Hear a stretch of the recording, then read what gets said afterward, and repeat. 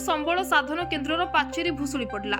गजपति जिला पारालाखेमुंडी स्थित जिला परिषद संबल साधन केन्द्रर पाचेरी भुशुड़ी पड़ा देखा मिली। गत 2 दिन है जिले में वर्षा होता बेले वर्षा जोगु यह पाचेरी भुशुड़ी पड़ा स्थानीय लोके कहते।